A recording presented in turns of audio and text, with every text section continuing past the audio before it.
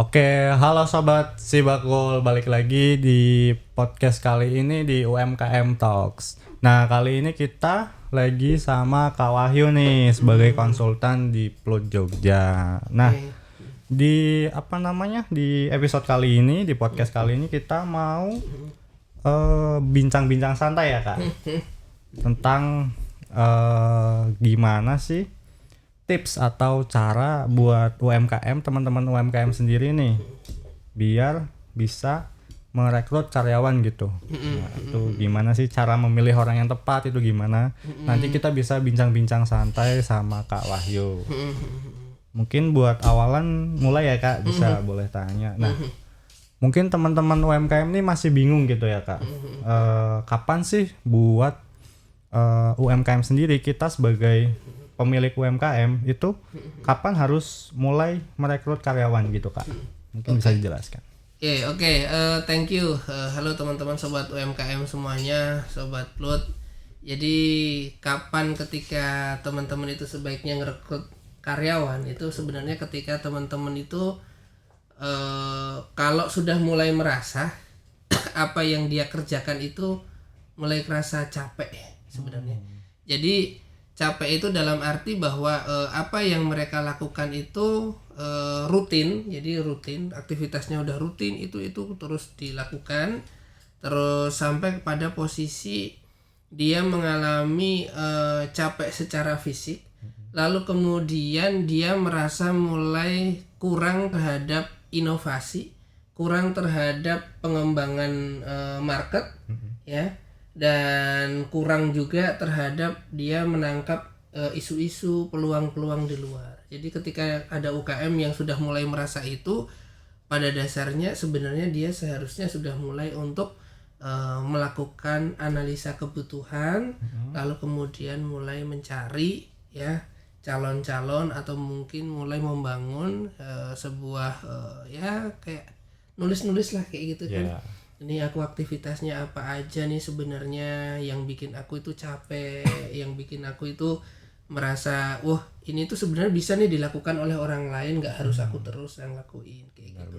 Jadi mulai gitu sih kira. Jadi misal udah kayak butuh gitu ya, ketika ini gitu. Soalnya beban kerja itu nggak bisa ditanganin sama kita sendiri gitu ya. Iya benar. Jadi kalau beban kerja itu bagi pelaku UMKM ya, aku sendiri kan juga pernah yang ngalamin seusia kamu lah ya. Kuliah jam 4:30 pagi bangun, itu sudah berangkat jam 4:30 pagi, itu udah berangkat ke pasar Demangan. Jadi aku dulu usaha lotek gado-gado gitu misalnya ya. Dulu ya. Dulu. Mohon maaf kan gigi gua ada yang patah kan gitu ya. Nah itu dulu kan kenapa aku berhenti dari situ karena aku dulu pernah accident kayak gitu. Nah ketika kemudian kita itu ngerasa capek terhadap rutinitas itu, lalu kemudian kita merasa bahwa apa yang kita lakukan ini sebenarnya bisa kok dibantu sama orang lain. Nah menurut aku ego kita itu harus mulai diturunin tuh, egonya diturunin, lalu kemudian sesuatu mungkin mulai bisa kita delegasikan. Nah kita mulai nih catat satu persatu hal-hal yang bisa kita delegasikan ke orang lain, sehingga ketika teman-teman mau mulai merekrut karyawan gitu, itu analisa beban kerja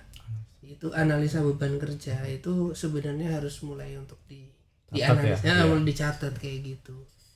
Oke. Kemudian nih kan tadi kan udah rekomendasi buat misalnya bebannya udah terlalu banyak gitu ya Kak. Itu rekomendasi buat ngerekrut karyawan. Nah, mungkin beberapa dari teman-teman sobat UMKM gitu ya, itu mungkin pernah pas ngerekrut tuh kayak mengalami kesalahan gitu pas rekrut. Nah, kesalahan apa yang umum gitu Kak yang saat merekrut karyawan gitu? Biasanya karena buru-buru. Biasanya terlalu buru-buru sampai lupa mendeskripsikan ini nanti sebenarnya tugasnya apa aja. Itu bahaya. Jadi makanya kemarin beberapa UKM itu konsultasi ya. Ketika mau lakukan rekrutmen karyawan, saya bilang jangan buru-buru, dianalisa kayak gitu.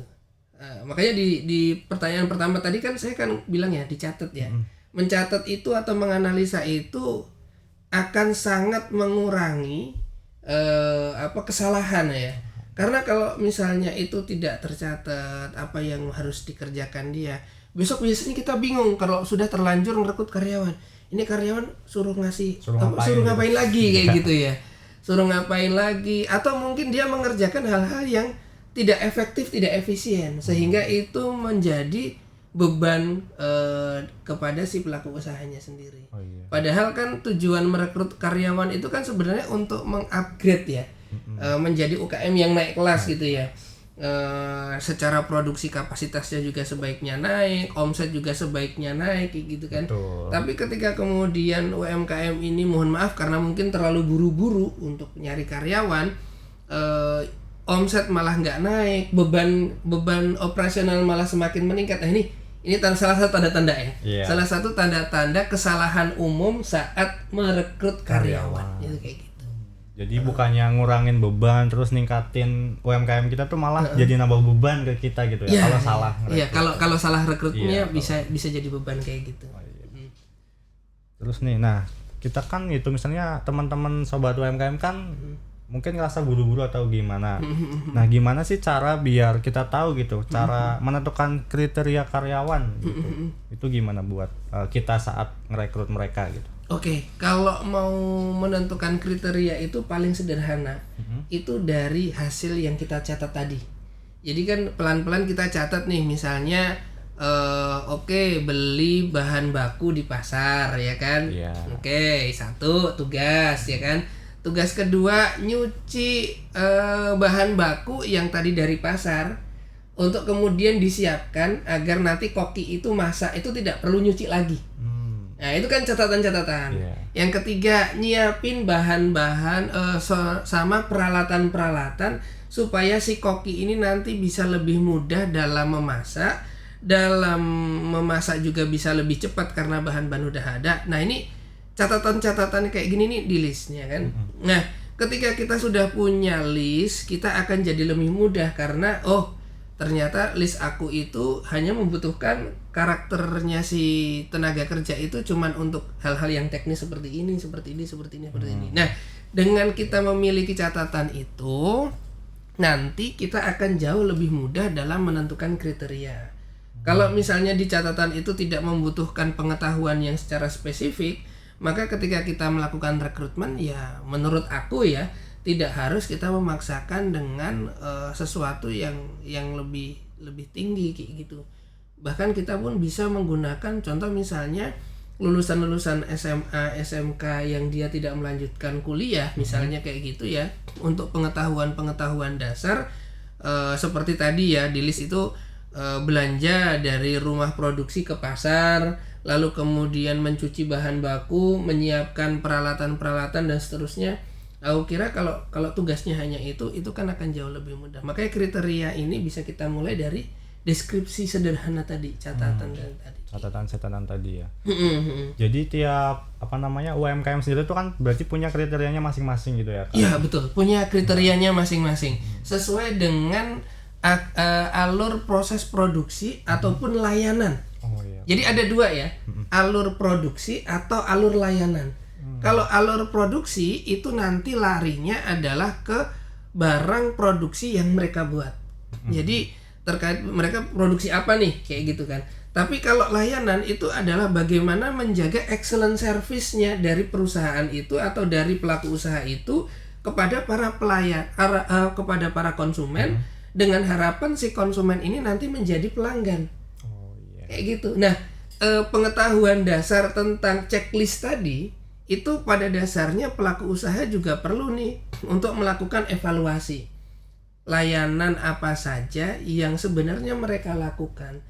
Mungkin mereka anggap bahwa itu udah kebiasaan ya karena apa-apa dilakukan sendiri gitu kan, dilakukan sendiri semua, mulai dari nganterin barang misalnya ya, ada orang pesen via WA ya kan, dia antar sendiri gitu kan. Nah, nganter sendiri ini pada dasarnya ya layanan itu. Betul. Layanan kayak gitu. Jadi hal-hal yang sifatnya menjaga kualitas layanan ini menurut aku itu juga sebaiknya perlu dimasukkan ke dalam checklist tadi. Kayak gitu. Gitu ya. Terus lagi nih Kak, misalkan dari sobat UMKM sendiri mungkin usahanya nih masih kecil gitu ya. Tapi menurut mereka tuh mereka emang udah butuh buat nambah karyawan gitu, buat merekrut karyawan gitu. Nah, kalau gitu tuh misal usaha masih skala kecil, apakah perlu kontrak kerja buat para karyawannya ini gitu? Kalau menurut aku ya, kontrak itu pada dasarnya enggak harus yang usaha besar. Jadi semua pelaku usaha walaupun dia masih memulai, kontrak itu sebenarnya sebaiknya dibuat. Walaupun isinya sederhana. Cuman misalnya diisi ini perjanjian nih kerjasama. Tuh. Saya sama Mas Iza. Ditulis saja saya memberikan kerja kepada Mas Iza. Nah, memberikan pekerjaannya seperti apa? Masuk dari jam berapa sampai jam berapa? Dari hari apa sampai hari apa. Itu misalnya satu tentang jam kerja. Kedua adalah soal gaji. Gajinya nanti berapa, nanti itu tulis. Lalu kemudian ini kontrak ini kira-kira periode pertama itu mau berapa bulan dulu. Misalnya cuman bantu 3 bulan dulu, nanti setelah 3 bulan dievaluasi, lalu kemudian dilanjutin. Nah, hal-hal yang sederhana ini kalau terlewatkan itu biasanya bikin bumerang nanti bagi pelaku usaha. Karena si pelaku usaha itu terutama orang Jogja ya, Orang Jogja itu atau orang Jawa itu kan kadang-kadang ada ewuh pekewuh gitu loh. Iya. Nah, itu kalau nggak ada kejelasan soal gaji di awal ya kan, soal hak dan kewajiban yang secara umum itu gitu ya, itu akan menimbulkan tanda tanya di belakang, dan itu ya nggak bagus. Kalau kemudian karyawan itu menjadi negative thinking misalnya kepada si owner, itu kan bisa berdampak pada kualitas produk sama kualitas layanan. Nggak maksimal gitu. Nggak maksimal itu bahaya itu. Nah, mungkin hal ini terkesannya agak repot mungkin ya, harus nulis barang. Sebenarnya nggak juga. Kalau misalnya mau datang aja ke Plut Jogja, ya kan? Kami ada layanan pendampingan karyawan. Jadi ketika teman-teman pelaku usaha mau bikin kontrak kok nggak tahu mau nulis apa, datang aja juga bisa nanti saya selaku konsultan SDM bisa nanti membantu mendampingi teman-teman pelaku UMKM kayak gitu. Itulah yang pakai kertas aja sederhana, tulis tangan juga nggak apa-apa kayak gitu. Gitu Mas. Kalau bingung berarti bisa kesini langsung ya. bisa. Bertemu dengan Kak Wahyu. Iya, bisa. Nanti dengan saya atau dengan konsultan yang lain boleh. Tapi kalau di kekaryawanan memang lebih ke saya ya, karena saya bagian SDM-nya. Oke. Terus kemudian nih, nah tadi kan misalnya udah dapat karyawan nih.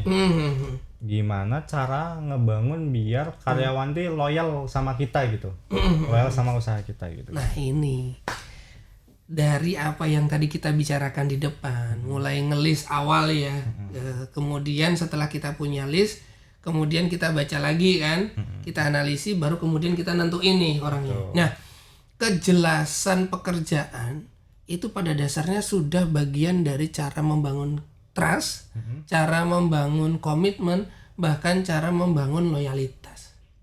Artinya kalau pertanyaannya adalah bagaimana membangun loyalitas, ya dari awal kita perlu ada ini dong, perlu ada kesepakatan. Betul. Hak dan kewajibannya apa, itu ada kejelasan. Lalu kemudian secara jam kerja, secara gaji dan semuanya. Tapi lebih dari itu, kalau misalnya setelah bekerja itu kan ada jarak biasanya antara karyawan sama owner. Nah, jarak itu kalau bisa jangan terlalu jauh.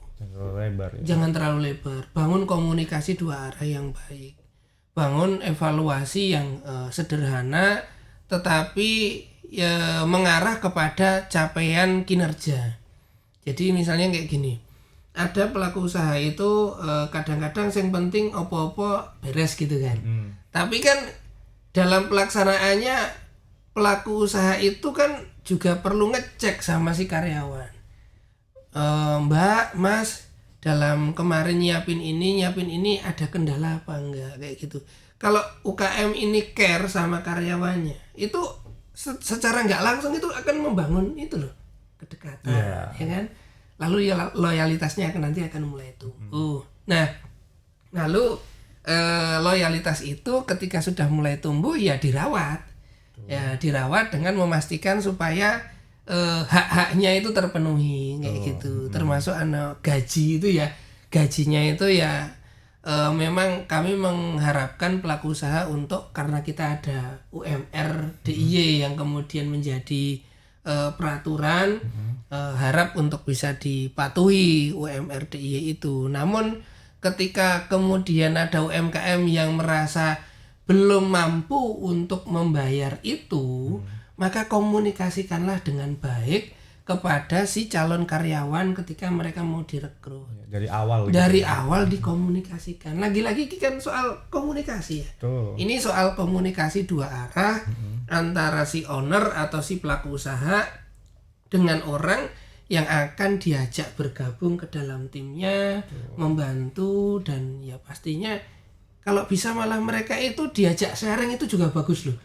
Membangun loyalitas itu bisa jadi karena mereka itu punya ide, mereka dikasih ruang, kita mendengarkan.